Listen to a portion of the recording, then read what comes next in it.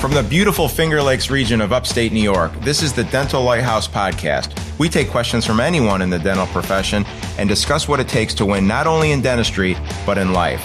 Business, leadership, relationships, parenting, health and wellness, money management, nothing is off limits on the Dental Lighthouse Podcast. I'm Jason Tanoory, your host, and have over 20 years of experience to pull from.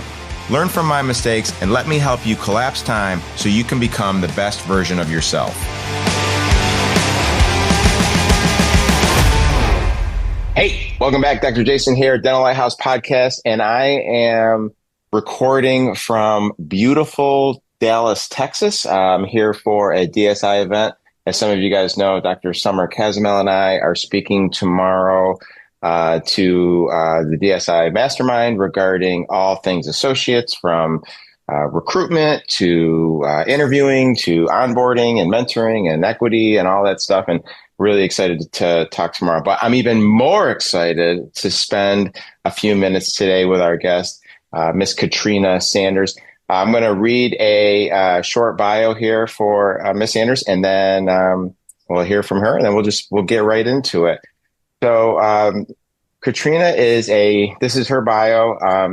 I've before I get into that, I've had an opportunity to listen to a bunch of her podcasts and just totally impressed by her level of professionalism and the knowledge on her podcast and the way she does it in just such a relatable manner. So I can't wait to have this conversation. But just let's get the heavy lifting out of the way. Her bio: a clinical dental hygienist, author, and international speaker. Katrina is passionate about elevating the dental profession by creating an undeniable movement that educates, encourages, and empowers the profession to rise in its power. Known as the Dental WINEgenist, she pairs her desire for excellence in dental industry with her knowledge and passion for wine. She is a clinical liaison, hygiene excellence, and innovation for AZ Perio, the country's largest periodontal practice, where she works alongside diplomats to the American Board of Periodontology in the surgical operatory. She is the founder, CEO, and keynote speaker for Sanders Board Preparatory and has been published in various publications, including RDH Magazine and Today's RDH, and is an advisory member for Modern Hygienists and the Dental Academy of Continuing Education. Recently, Katrina proudly received the DeNobe Award for Clinical Excellence and Innovation, the University of Minnesota Distinguished Alumni Award, and RDH Magazine Award of Distinction. Her philanthropic efforts include dental humanitarian work in developing countries, supporting abused and homeless animals, and spreading awareness about the benefits of organ and tissue donation. With that said, Katrina, thank you so much for being on the Dental Lighthouse Podcast. How are you doing?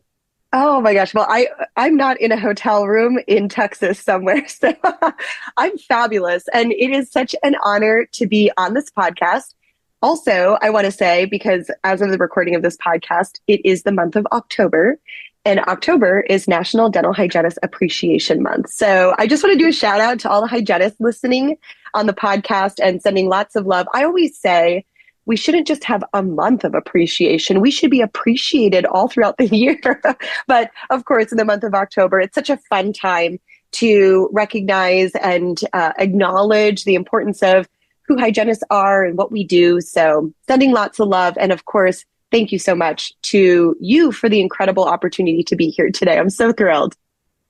Yeah, I'm really, really excited too. And we'll talk a little bit more about this towards the end of our interview, but Katrina has so graciously agreed to come to my area of the country, upstate New York, the Finger Lakes, Rochester area, in mid-November, November 16th, to be exact. And she's going to give a phenomenal presentation on all things periodontics, from classification and grading to new strategies and treatment planning techniques that are minimally invasive, and all things in between. So I'm really excited to present your level of wisdom, knowledge, and expertise to not only the dental hygienists in my organization, but also dental hygienists and doctors and assistants and anyone that just wants to become more aware of your knowledge base in the upstate New York / Rochester / Finger Lakes area. So super excited about that.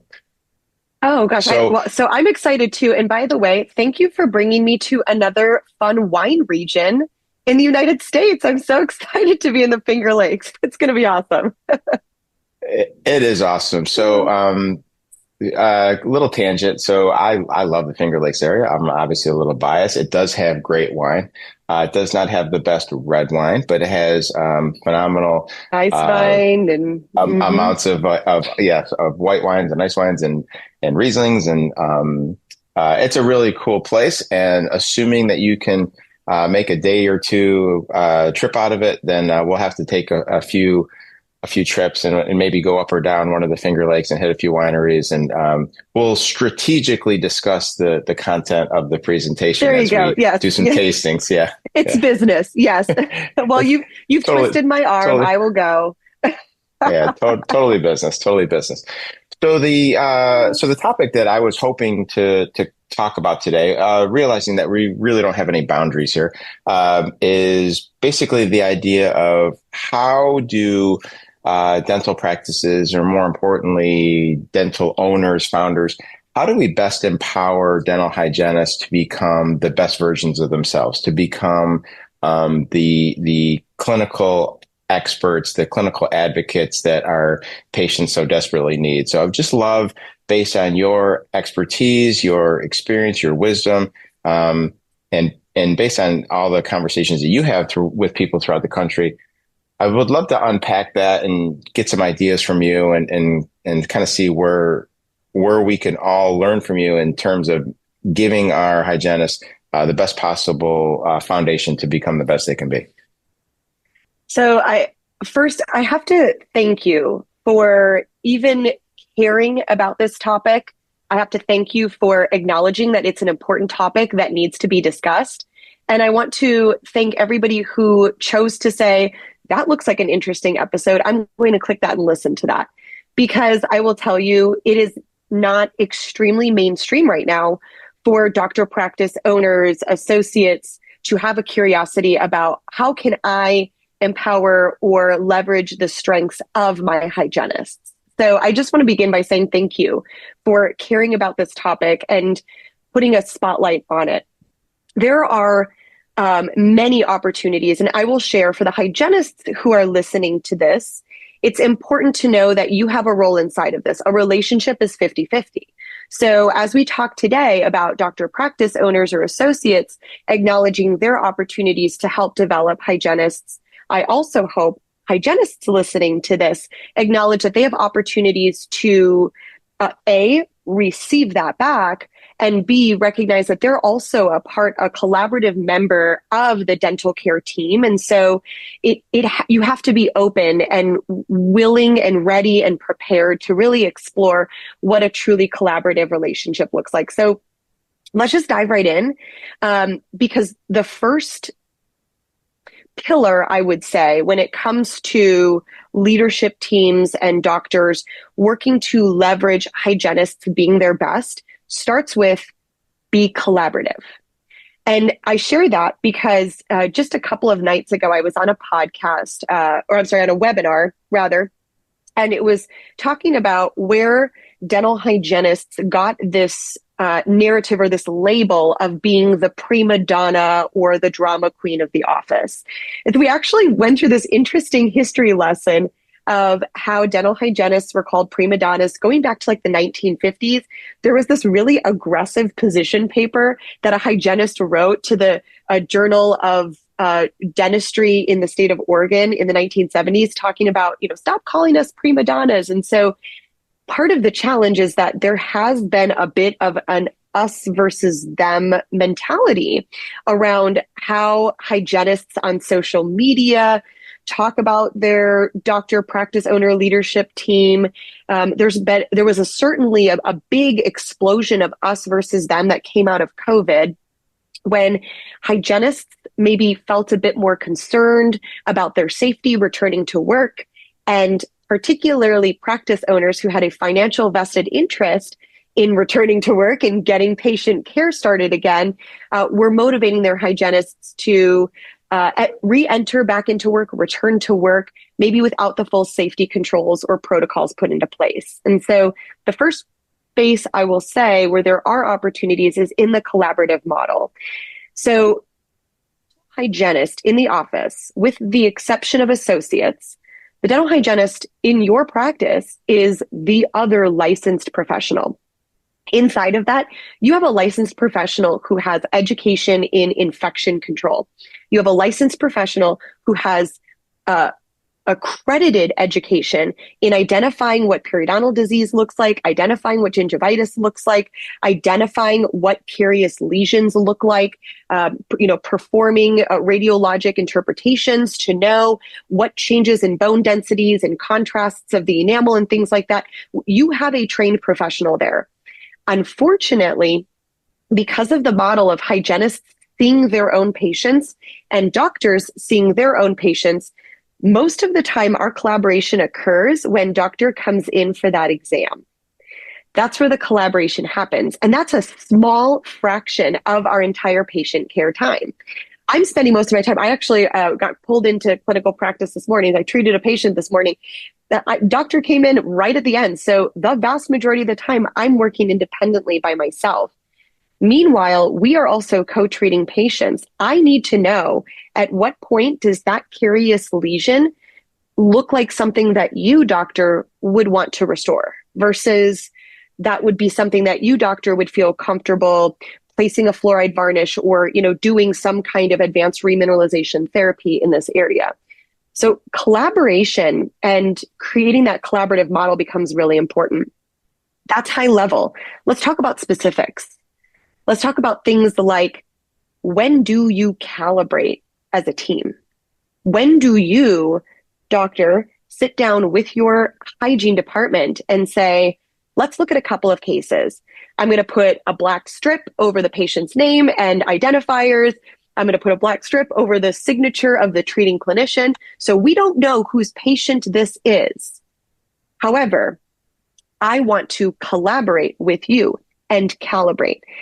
This does something really important in the practice. Number one, it lays out expectations of what the treating doctor in that practice, or doctors, if we have associates in the practice where now we have multiple varying levels of clinical standards of excellence and eyeballs looking at patient cases, it creates a standard. So now you can inspect what you expect because you've laid out those expectations. The other side of it, though, is when you create a collaborative model, you are also letting your hygiene department know your clinical opinion, your clinical expertise, your experience, your training matters. And we want to hear about it now. And I have to share why that's so important. I mentioned I did this webinar where we were talking about hygienists being labeled the prima donna or the drama queen in the office. And we had a couple of poll questions. The first poll question that came up asked these hygienists on this webinar, how often would you say your clinical opinion is actually valued inside of the practice? Like you're in a team meeting and you share your clinical opinion, or you're treating a patient and you say, doctor, I'm concerned about this area. I think that amalgam needs to get replaced into a full coverage. How many times does your clinical opinion actually get valued and appreciated in the practice? And it blows my mind. 76% of the participants in this poll, now this is just a convenience sample, right? We didn't go through the IRB, but 76% of people, when they answered that survey question, said rarely or never do their clinical opinions matter or are valued in the practice. So we have to take a step back and appreciate that for what it is, right? You have trained professionals who are licensed, they've gone through their clinical boards. We do still have challenges where I am licensed to treat periodontitis, but I am not licensed to diagnose it. So you and I, doctor, we have to agree, or we should agree. There's incredible data as well about what happens when patients experience differing opinions about their clinical care with providers and that patient's desire to accept treatment. So there are incredible data points that have been put out there about if a hygienist says, I'm really concerned about this area, we spend all this time in the 45 minutes we have with the patient before doctor comes in for the exam, We spend all this time explaining to the patient, this is an area of concern. I'm going to take an intraoral photo of the area. Look at all of this. And then doctor comes in and says, no, it's fine. We'll just go ahead and watch it.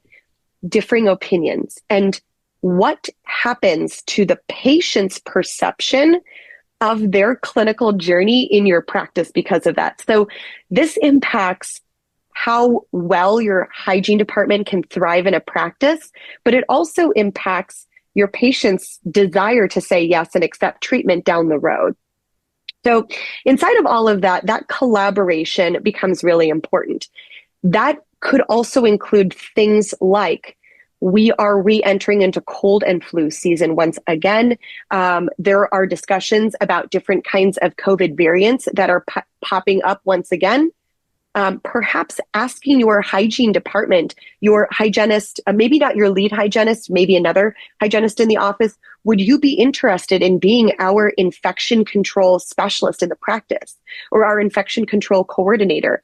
So an aspect of your role would be you monitor the sterilization processes and you monitor the spore testing and things like that. Oftentimes, the dental assistant does that in practices. However, hygienists are the ones who have gone to school. We've taken incredible amounts of infection control CE, and the data around hygienists and their level of comfortability when it comes to infection control standards in practices tell us that hygienists believe there are opportunities for the practice to develop or emulsify or improve a lot of those protocols. So all I mean to say is step one, the first pillar is how can you be more collaborative with your hygienist? Or hygiene department? How can you identify roles in the practice that your hygienists can help to step into? And those aren't even just clinical things. Those could be things like, hey, we have a newsletter that we send out every quarter to our patients. And my goodness, I see your social media stuff. You do such a great job of sharing this content. You have a strength in this. Would you be interested in writing some blog posts for our website? Would you be interested in writing some copy for our newsletters? Would you be interested in helping us with our social media? So when you have a patient who cancels or no shows and you have that hour, instead of you calling patients and reactivating them, maybe you take that hour and you do something that is inside of your wheelhouse of strength. So it really takes and it leverages the unique skills, the unique talents that your hygienists have that perhaps are wildly untapped. So I'll stop there. I've been doing a lot of talking. That's what speakers do, right? You know all about that. But I'll say I feel like that is a huge opportunity. And I will say I don't know how many practices out there have regulatory calibration meetings with their teams or take the time to step back and ask their hygiene department, what strengths do you have that you feel you are not currently executing inside of the practice? I don't know. I find that to be a really cool opportunity. Yeah. So much wisdom there, Katrina, that we need to unpack. I feel calibration is, a foundational aspect of a successful dental practice or hygiene practice for sure. And to be honest with you, I think it's unfair to not be calibrated. Simply because hygienists need to know what the rules are. Like what are the rules that we're playing by? It's like asking someone to play a game, but not giving them any idea on what the rules are. And that's right. Unfortunately, or fortunately, however you want to look at it, the doctor really does come up with the rules. The rules may or may not be right. But the hygienist at least could know those rules and then decide if this is an office that they want to play in, right? So I think just crystal clear clarity on this is how we're going to be calibrated from a gingival health, periodontal health perspective is the first tenet that needs to happen in order to empower the hygienist to be as successful as they're capable of being. So I 100% agree with everything that you just unpacked there. One thing I didn't think about, but we'll certainly do it now based on your response is all of the ways that we can empower hygienists outside of the operatory. So to your point, Yes. someone wearing the, infection control hat, someone wearing the social media content hat, someone wearing, and again, it's not for everybody. There's some hygienists Yeah. that say, yeah, that's not for me. But there's other hygienists that would love the opportunity to share some of their wisdom outside of the operatory. And what a chance, what an opportunity to perhaps put in front of them and see if they want to jump on it. You're spot on. And Um, I will say, just to kind of add to that really fast, you're right. There are some hygienists who will say, oh, social media is not my strength. I don't want to do social media. That's not my thing. I really just love talking to the patients. I love working with the patients. That's really what I want to do.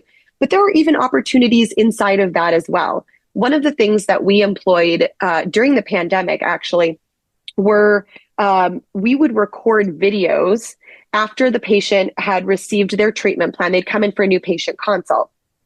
So they'd come in, they'd go through the entire process. We would explain to them, you have gum disease, we need to do this advanced treatment. And maybe the patient was on the fence, and the patient would say, I don't know, I need to go home and talk to my wife, etc. So what we would do is, once we were done with patient care for the day, if the patient didn't say yes to treatment, we would take all of our PPE off. Keep in mind, this is during COVID where everybody's in PPE all the time, right? So we would take all of our PPE off, and I would actually let the patient see what my actual face looks like, right? And I would record a video explaining to the patient what that treatment is. I would say to the patient, hey, Jason, it was so great having you in our practice today. I just want to review. You were diagnosed with stage 3 periodontitis. We are concerned about that. I want to just go over what our treatment modality is, the solution we want to put in front of you. I know you have to chat with your wife about it, so perhaps this is an opportunity for you two to look at this together. And it was a way of us explaining the disease process again, as well as the treatment solution.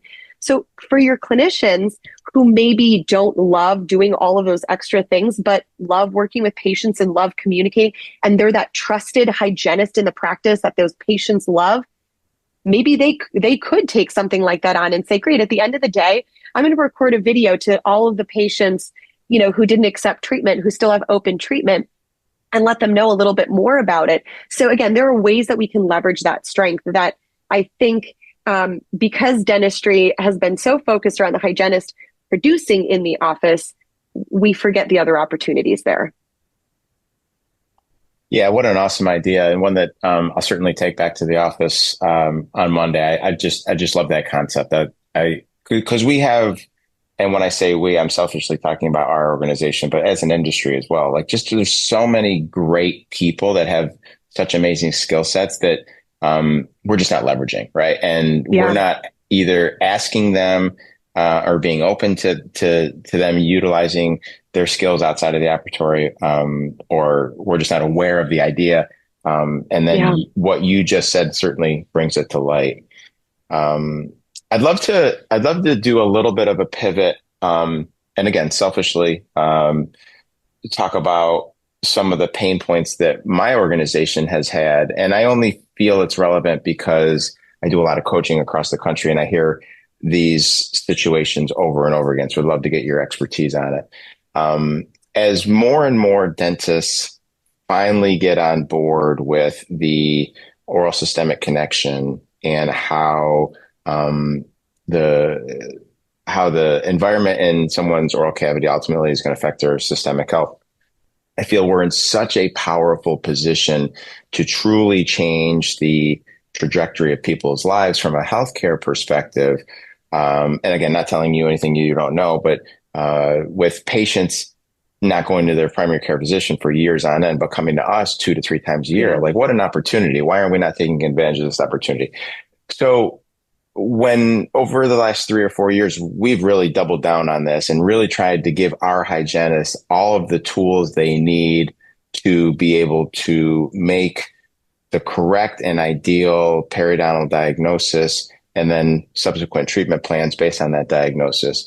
We do have a number of hygienists that have difficulty having those conversations, either because they've been treating a patient a certain way for a certain period of time, or they just don't have a lot of practice with uncomfortable conversations, or any number of reasons, right? At the end of the day, we're ultimately trying to do what's in the patient's best interest.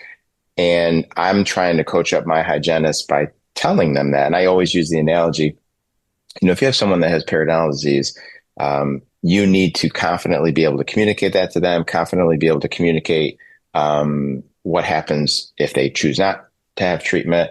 And then they'll say to me, well, it's uncomfortable. I've been seeing Mrs. Jones for 10 years. And I was like, well, okay, when Mrs. Jones goes to the doctor and the doctor orders blood work and the blood work comes back with high cholesterol or high blood pressure, do you think the doctor is like scared to tell the patient? Do you think the doctor's like, yeah, Mrs. Jones has been a patient of mine for 5 years. I'm really worried about telling her now that she has high cholesterol, so I'll do it in 6 months. Like that's never the case, right? So why do we as a community of healthcare providers in the dental industry struggle so much to tell the patient exactly what's going on and exactly what they need to fix the issue? Oh my gosh, that's a fabulous question. And I love that question because you hit the nail on the head with, I think, one of the biggest challenges, particularly for hygienists.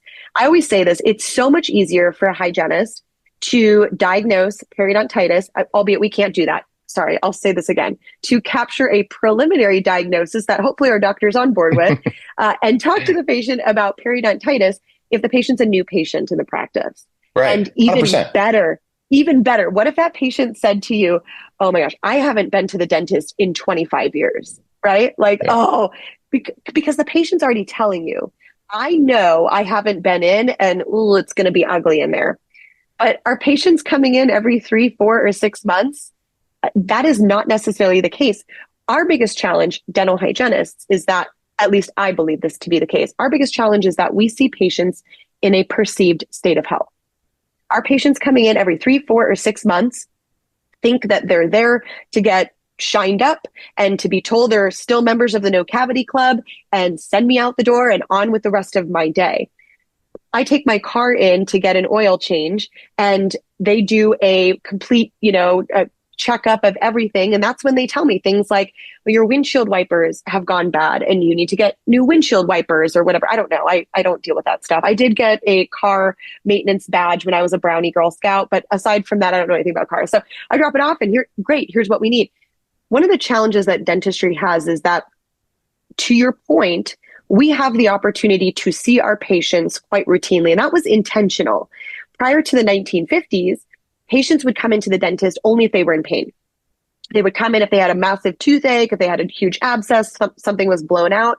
And doctors were quite routine in extracting teeth. They would get super excited if they could do a restoration. The patient came in and it was a simple fix, right? But that was really the paradigm for dentistry for a long time. 1950s happened, and all of a sudden, Bucky the Beaver from the Ipana toothpaste commercial says, brush with brand new Ipana, and tells people to go and see the dentist twice a year. He said that at the end of the commercial. So in the 1950s, we rebranded dentistry to encourage patients to be seen. And we did that because we thought this would be better if we could screen our patients and then identify the disease earlier before it explodes into a massive abscessed infection. And I'll tell you, we've done a bang up job of that in dentistry. And I don't think we appreciate it until you go and you do humanitarian work in other countries and you truly interact with individuals who are in their 50s or 60s and have never they don't even know how to sit in a dental chair because they've never had that level of care. Those are individuals who have extreme risk for a whole host of different kinds of diseases because of the delay, even things like infective endocarditis, because of what happens when we kick up that bacteremia that bacteria has been sitting in their mouth for 50 years. So I don't think we acknowledge the full ramification of what happens if we don't definitively identify, address, and treat diseases. Patients, put simply, are not dropping dead in our chairs. They're not. Now, that's a challenge. It's not a challenge. I'm very glad that patients don't drop dead in my chair. But that's a challenge because my sister, for example, who's a foot and ankle surgeon who does amputations all day, every day, where her patients are very sick. They are septic. She is measuring inflammatory markers, and a lot of these people end up getting gangrene as a ramification of their disease. She takes that disease process very seriously because it is quite life-threatening. Well, during COVID, we actually acknowledged a few challenges with how dentistry perceived disease in the mouth. Dental hygienists during COVID said things like, I'm not going to risk my life and go and, treat patients for a day and clean somebody's teeth. Well, first of all, if that's what you think you're doing is just cleaning teeth, with all due respect, like you've missed the mark in what we're doing in dentistry. You are screening that patient's health history. You are taking vital signs on that patient far more routinely than that patient's primary care physician probably is. You are overtly observing inflammatory conditions. And we know about 93% of systemic diseases will show up in the mouth first in some kind of inflammatory fashion. We know that with nutritional deficiencies as well. We know that with hormonal imbalances, the whole host of modalities. There are 57 unique diseases and conditions that have a biological plausibility linked back to oral inflammatory conditions. So you're screening for those things. And a lot of times, patients sitting in your chair could be suffering from an underlying condition they don't know they have.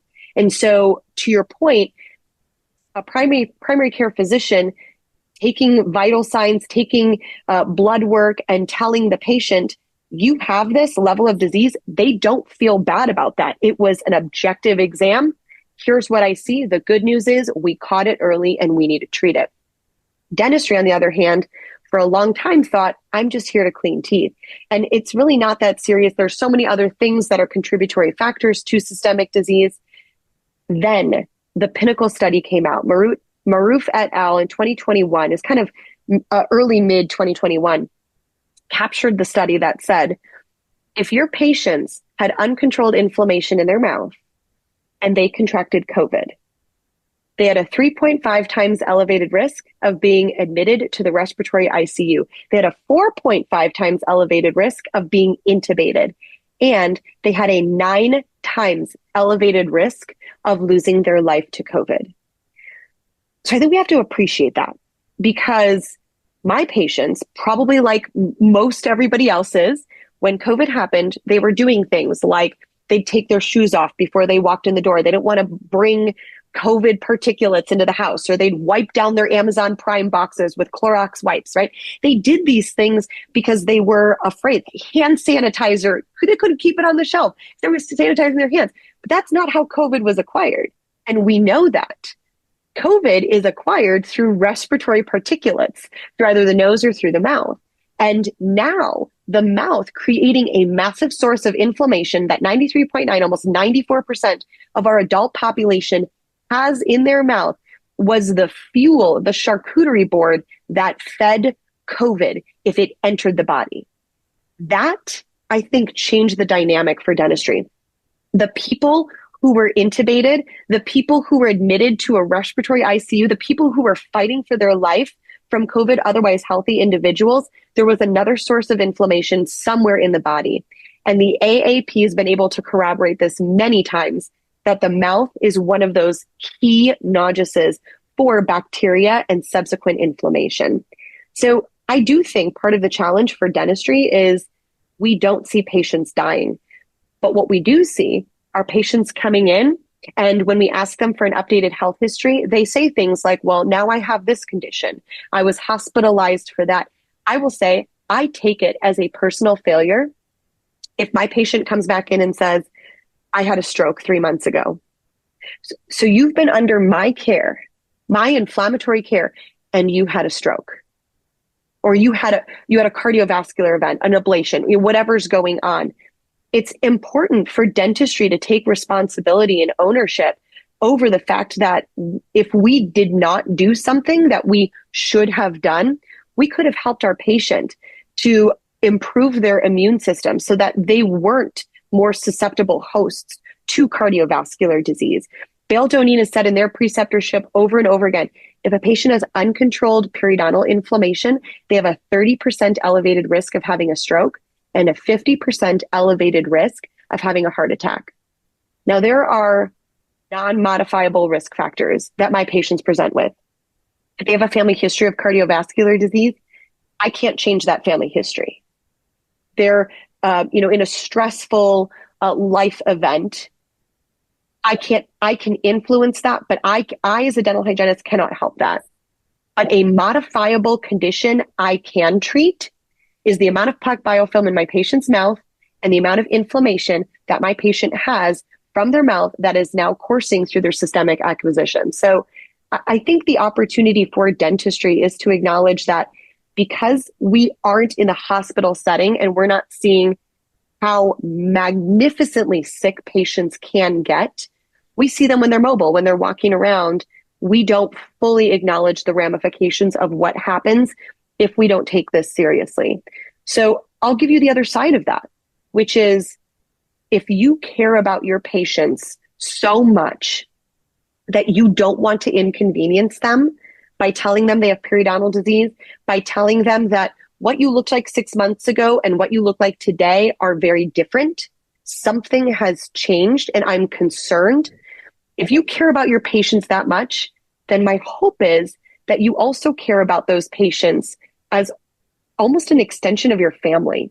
And I'll say one of the pieces that I tell my patients that I think has been a game changer is I will tell them, number one, what has changed?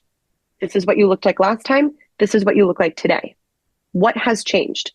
Your bleeding has increased. The inflammation has increased. The redness has increased. Or what has not improved? So 6 months ago, we saw you and we did that free cleaning your insurance covers. Here you are today. It looks like what we're doing is no longer working for you. Is no longer working for you. That's okay. I'm not going to get upset with the girl who does my facials because now that I'm in my late 30s. I'm not quite 40 yet. I'm in my late 30s. I'm not going to get upset that I have wrinkles on my face.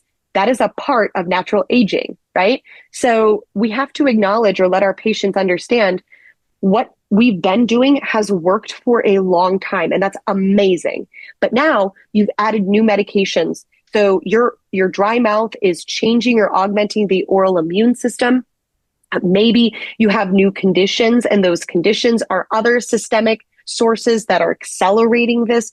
Something is going on, and what we've been doing is no longer working. We tried the free cleaning last time, and I'm still seeing this level of disease today. Now, it's not always our fault. Patients have the autonomy to perform self-care at home. And I will tell you, a decent portion of the time, that patient sitting in your chair knows that they have not been flossing or using that electric toothbrush and all of those things, right?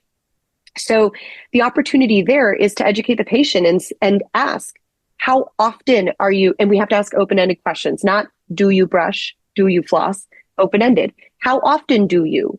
Tell me about your routine with this, to help patients acknowledge that they have a role in this too.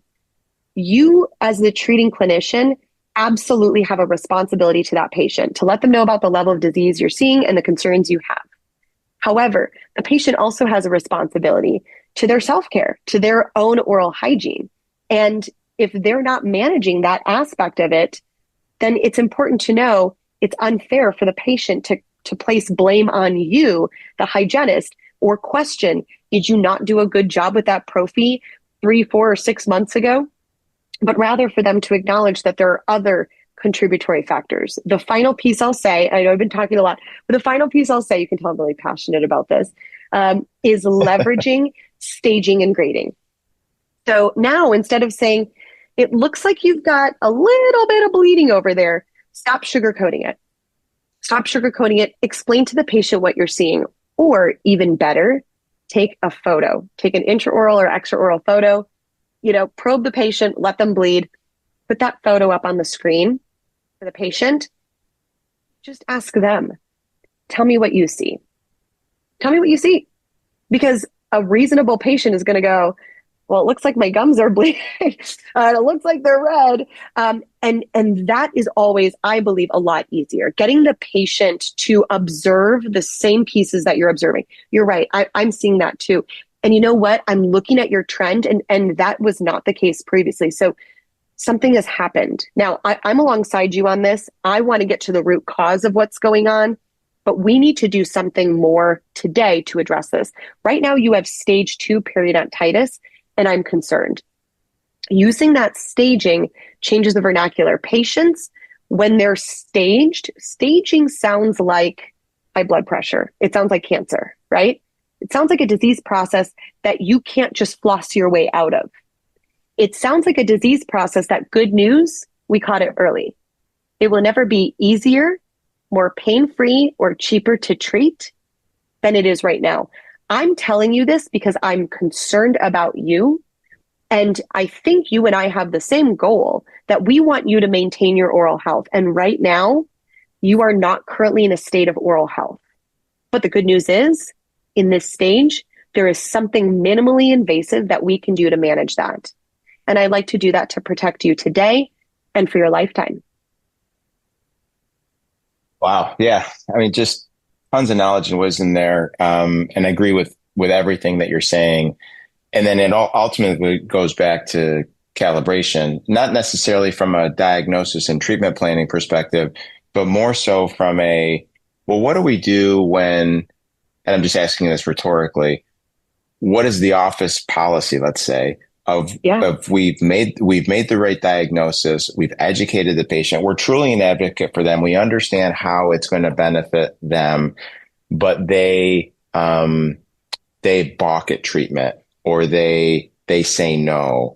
And I think part of this, the struggle, and it was a struggle for me as a young dentist, is the fear of rejection, the fear of the patient ultimately saying, I'm not interested in that. And me as a young clinician taking it as a hit to my ego, or they don't believe in me, or, I mean, and I see that with younger hygienists as well.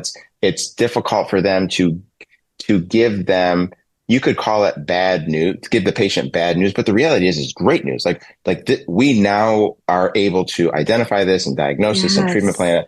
And they're just so scared, in my opinion, they're so scared to communicate that for fear of rejection. So if there's a lack of calibration in the organization about how do we deal with a patient that's either not valuing what we're saying, or doesn't believe what we're saying, or whatever, right? Like if the answer to the proposed treatment plan is ultimately no, what is the cascade of events that goes into that? So again, everything that you've just said there really, really, really resonates with me. And I think a lot of our listeners, when they hear what you just said, will really pull a lot of benefit from all of that knowledge.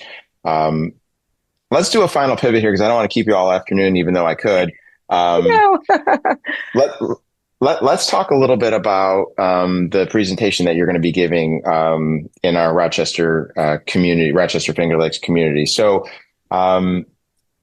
the title, for lack of a better term, is let me pull it up here. Let's see here. What do we have? What are we calling this? A revolutionary approach to precision periodontics. So just going to read some of these key takeaways here.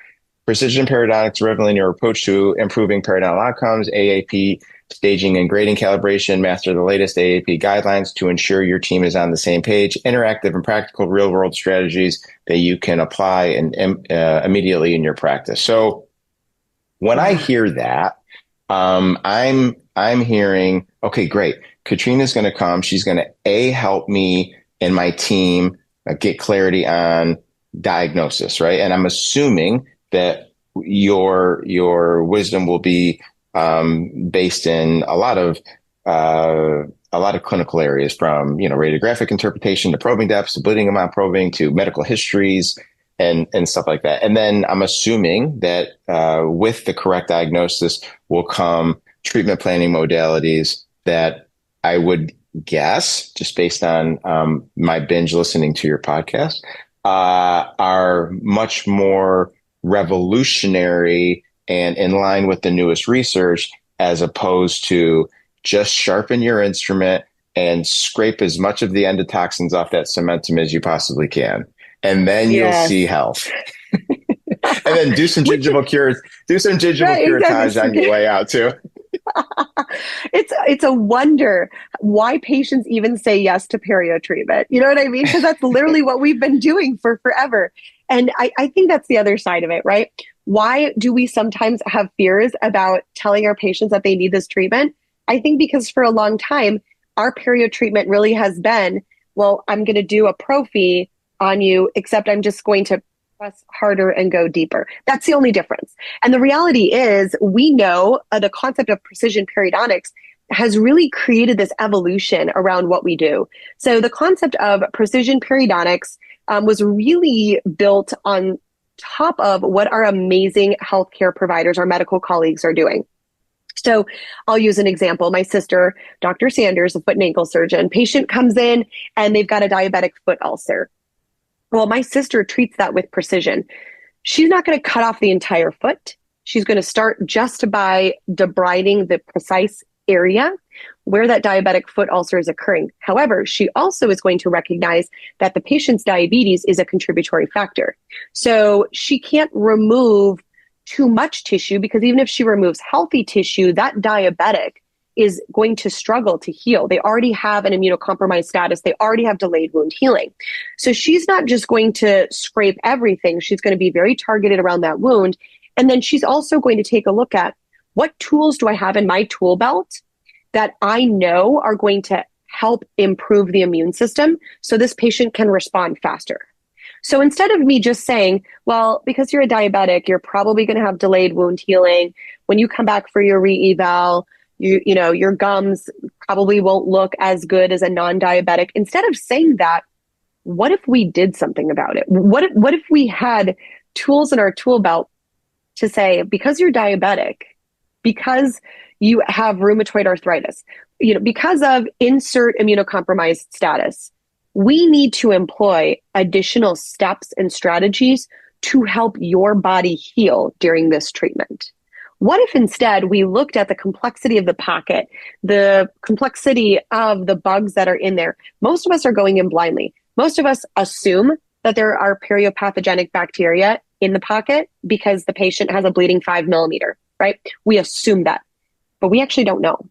We have no idea what the concentration of bacteria is, the byproducts of those bacteria, what's actually occurring in the patient's systemic acquisition. We just simply don't know. And one other piece that we're capturing inside of our data today is what happens when we kick up all of this bacteria into the patient, right? Because that's what it is. The periodontal disease and the ulceration of that sulcular epithelium, the patient is just coated with massive surface area of open wounds. And what we're doing is we're basically, when we're scraping and debriding that patient, we are also embedding or pushing a lot of bacteria into those open wounds, which again, our healthcare colleagues, our medical colleagues would think was just absurd. Why wouldn't you pre-treat that first? Why wouldn't you try to close up that wound first through maybe a topical medicament before you go in and start scraping the heck out of this patient and removing the hard noduses? So this really is a course that was designed to move the way we approach periodontics into a similar wound healing or wound treatment space that our healthcare entities have integrated. My goal, anytime that I'm on the podium, anytime I'm at the microphone, is to share as much as possible the ways in which we can better align with healthcare. So when patients sit down in a dental chair, that they see us as a true extension of healthcare, because that's what we are. So then when I'm talking to my patients about periodontal disease, that doesn't sound like an elective procedure. We do elective procedures in dentistry. Veneers, we could say, is elective. Whitening procedures are elective. However, periodontal treatment, respectfully, is not elective. I mean, patients can always choose. They can rip their bib off and leave if they want.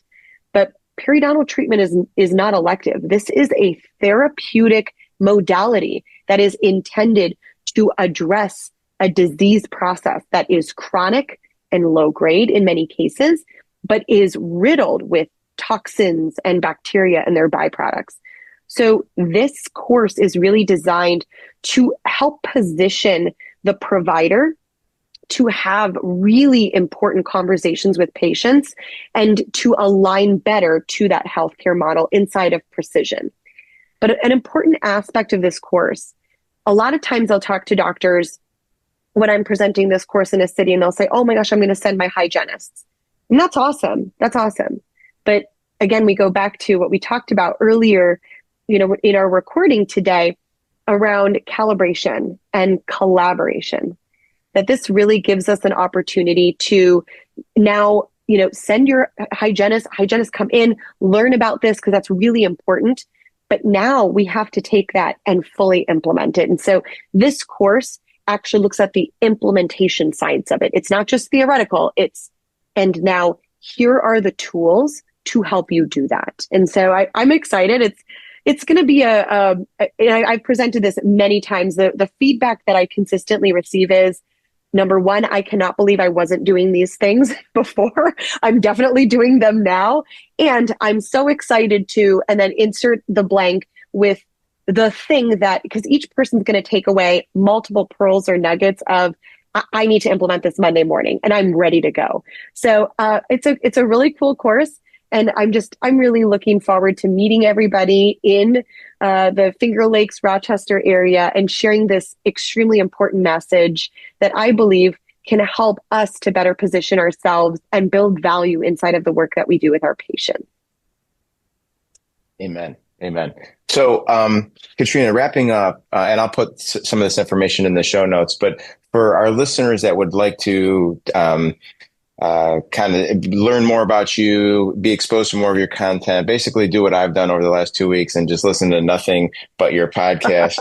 How best? Kara, my wife Kara's like, you're listening to her again? You're listening again? Yeah, Karen.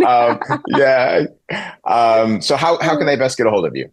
Yeah, thank you for asking. So I'm really active on social. You all can find me on Instagram at the Dental WINEgenist. You can find me on Facebook at the Dental WINEgenist. And then you can find me on LinkedIn, Katrina M Sanders, RDH there. I also do have my own podcast with my sister, actually, called Floss and Flip Flops.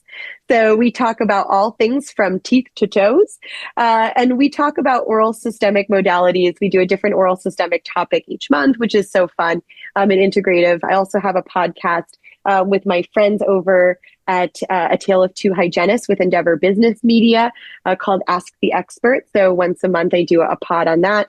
And again, feel free to follow me on social. I write articles constantly.